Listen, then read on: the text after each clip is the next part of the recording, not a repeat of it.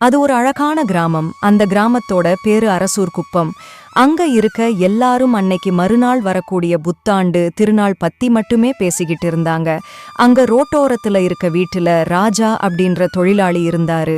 அவரும் தன்னோட மனைவி மாலதியும் எப்படியாவது முன்னுக்கு வந்துடுவோம், தன்னோட குழந்தைய நல்லா படிக்க வச்சுடுவோன்ற நம்பிக்கையோட தினமும் தன்னோட ஊர்ல இருக்க சந்தைக்கு போய் கிடைக்கிற வேலைய செஞ்சுக்கிட்டு வந்தாரு ராஜா. அண்ணே, இன்னைக்கு ஏதாச்சும் வேலை இருக்கான்னே?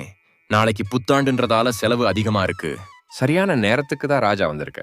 இன்னைக்கு நாள் முழுவதும் உனக்கு வேலை இருக்கு. அண்ணே, வீட்ல காய்கறி வாங்க கூட நீங்க கொடுக்கற பணம் பத்தலன்னே. என்னோட உழைப்புக்கான கூலி தானே கேக்குற. இன்னைக்காவது சம்பளம் கொஞ்சம் உயர்த்தி கொடுங்க. என்ன ராஜா, என்னையே எகுத்து பேசுறியா? நீ ஒன்னும் இங்க பர்மனண்டா வேலை பார்க்கல. நான் உன்னை இன்னைக்கு வேலைக்கு சேர்த்துக்கலன்னா நாளைக்கு புத்தாண்டுன்றதால எல்லா இடத்துலயும் ஆள் அதிகமா இருக்காங்க. எனக்கு ஒரு பிரச்சனையும் இல்ல. வேற யாரையாவது வேலைக்கு வச்சிருவே, போய் வேலைய பாரு ஒழுங்கா. தன்னோட முதலாளியே இப்படி சொன்னதால ராஜா ரொம்ப மனசொடைஞ்ச போனாரு. பிறகு வேற வழி இல்லாம தன்னோட வேலையான மூட்டை தூக்குற வேலைய செய்ய ஆரம்பிச்சாரு. அந்த நாள் முழுதும் ரொம்ப கடுமையா உழைச்சாரு. பிறகு வேலை முடிஞ்சு வீட்டுக்கு வந்த ராஜா கிட்ட அவங்க பொண்ணு இப்படி சொன்னிச்சு. அப்பா, எனக்கு புத்தாண்டுக்கு புது துணிங்க போடணும்னு ரொம்ப ஆசையா இருக்குப்பா. பக்கத்து வீட்டு ரோஷினிக்கெல்லாம் அவங்க அப்பா புது துணி, புத்தகம், பேனான்னு நிறைய வாங்கி தந்திருக்காருப்பா. எனக்கும் நாளைக்கு அது போல வாங்கி கொடுங்களே. பொண்ணு ஆசைப்பட்டு கேட்டும் வாங்கி தர முடியாத நிலைமையில இருப்பதை நினைச்சு ராஜா ரொம்ப வருத்தப்பட்டாரு. அவரால நிம்மதியா தூங்கக்கூட முடியல. அவருக்கு அப்போ ஒரே எண்ணம்தா, எப்படியாவது நாளைக்கு கடுமையா உழைச்சு தன்னோட பொண்ணு ஆசைப்பட்டதை வாங்கி கொடுக்கணும்னு மனசுல ஓடிட்டு இருந்துச்சு. மறுநாள் பொழுது விடிஞ்சது. ஊர் முழுக்க புத்தாண்டு திருநாள கோலாகலமாவும் கலகலப்பாவும் கொண்டாடுனாங்க. அன்னைக்கு யாருமே வேலைக்கு போகல. ஆனா ராஜா மட்டும் சந்தையை நோக்கி வேலைக்கு போனாரு. ஆனா சந்தையில மக்கள் யாருமே நடமாடல. ராஜா மட்டும் தனியா நின்னாரு. சரின்னு பக்கத்து ஊர் சந்தைக்கு போனாரு. அங்கேயும் யாருமே இல்ல. அப்போ ராஜா இப்படி நினைச்சாரு, என்னடா இது, சந்தையில யாருமே இல்ல. ஒருவேளை நம்ம தான் சீக்கிரம் வந்துட்டோமா? இல்ல யாரும் இன்னும் தூங்கியே எந்திரிக்கலையா? போன வருஷம் புத்தாண்டுக்கு இப்படி இல்லையே. ஆப்ரம் ராஜா அங்கே இருந்து புறப்பட்டா. அப்போ அவருக்கு ஒரு யோசனை வந்துச்சு. என்ன பண்றதுனே தெரியலையே. ஒரு நல்ல நாள், அதுவும் நம்மால வீட்டுக்கு காய்கறிங்க கூட வாங்கிட்டு போக முடியாது போலவே. எப்படியாவது நம்ம மகளோட ஆசையை நிறைவேற்றணும். போற வழியில தானே நம்ம அண்ணன் வீடு இருக்கு. அவர்கிட்ட கடனாவது கேட்டு பாப்போம். இப்படி நினைச்சிட்டு அவங்க அண்ணனான கந்துவட்டி கந்தையா கிட்ட போய் ராஜா கடன் கேட்டா. அண்ணா, எனக்கு அவசரமா கொஞ்சம் பணம் தேவைப்படுது. நீங்க கொடுத்தீங்கன்னா 2 நாள்ல திருப்பி தந்துடுறேன்.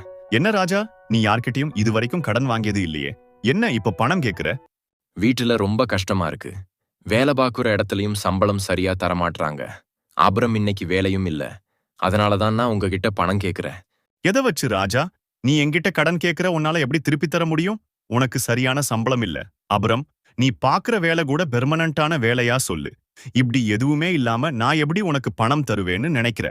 நடந்தத எல்லாத்தையும் நினைச்சுக்கிட்டும் தான் ஏதாவது வாங்கிட்டு வருவ புத்தாண்டு கொண்டாடலாம்னு காத்துக்கிட்டு இருக்க மனைவி குழந்தைய நினைச்சுக்கிட்டும் ராஜா சோகமா போனாரு. அப்போ போற வழியில ஆத்தோரத்துல ஒரு பை கடப்பத பார்த்தாரு. கிட்ட போய் திறந்தா பை நிறைய பணமும் நகையும் ஆப்ரம் உரிமையாளர் அட்ரஸும் இருந்தது. என்ன இது, பை நிறைய பணமும் நகையும் இருக்கு. நம்ம புத்தாண்டு அதுவுமா பணம் இல்லாம கஷ்டப்பட்டது போல பாவம். இதன் உரிமையாளரும் கஷ்டப்படுவாங்க. அதான் அட்ரஸ் இருக்குல்ல, அதை வச்சு நம்ம கொண்டு போய் ஒப்படைச்சிடலாம்.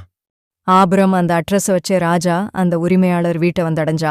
ஐயா, அம்மா வீட்ல யாராவது இருந்தா வெளியே வாங்கலேன். யாருப்பா நீங்க வெளியே நின்னு சத்தம் போட்டுற? என்னாச்சு? ஏதாவது உதவி வேணுமா? அவர்கிட்ட நடந்ததை எல்லாத்தையும் ராஜா சொன்னாரு. அந்த பணமூட்டைய அந்த உரிமையாளர்கிட்ட ராஜா தான் நினைச்சது போலவே ஒப்படைச்சாரு. அந்த உரிமையாளர் இந்த காலத்துல இப்படி ஒரு மனிதனா அப்படின்னு ஆச்சரியப்பட்டாரு. சார் சரியா இருக்கான்னு எண்ணி பாத்துக்கோங்க. இல்லப்பா, நாங்களும் எவ்ளோ தேடி பார்த்தோம், கிடைக்கல. ஆனா நீங்க இவ்ளோ பணம் இருந்தும் எடுத்துக்கிட்டு போகாம இவ்வளவு தூரம் வீடு தேடி எடுத்துட்டு வந்து கொடுக்குறீங்க. இந்த காலத்துல இப்படி ஒரு மனிதரா என்னால நம்பவே முடியல. உங்களை எப்படி நான் சந்தேகப்படுவேன்? டீ போட்டு கொடுத்து கொஞ்ச நேரம் உட்கார சொன்னாரு அந்த உரிமையாளர். சரிப்பா, நீ உன்னை பத்தி சொல்லு. என்ன வேலை பாக்குற? நானா ஐயா, நான் ஒரு சாதாரண மூட்டை தூக்குறவ. இன்னைக்கு புத்தாண்டு திருநாள்ன்றதால சந்தையில் கடைகள் எதுவும் இல்ல. வேற எங்கேயாவது வேலை கிடைக்குமான்னு பார்த்துட்டு வீட்டுக்கு போகும்போதுதான் உங்க பைய பார்த்து அதுல இருந்த முகவரிய வச்சுதா உங்ககிட்ட ஒப்படைச்ச. என்ன சாதாரண மூட்டை தூக்குறவனா? உன்னோட நேர்மை வேற யாருக்கு வரும்? நான் ஒரு மளிகை கடை தான் நடத்தி வர. இன்னையில இருந்து நீதான் அங்க சூப்பர்வைசர் முன்பணமும் தர. புத்தாண்ட குடும்பத்தோட கொண்டாடி முடிச்சிட்டு வேலைக்கு வந்தா போதும். ராஜா ரொம்ப மகிழ்ச்சி அடைஞ்சாரு.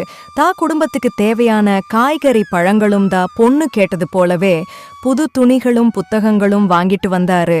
அந்த புத்தாண்டை எல்லாரும் வியந்து பார்க்கறது போல கொண்டாடினாங்க. அதான் நண்பர்களே, நேர்மையா இருந்தா நன்மையே வந்து சேரும்.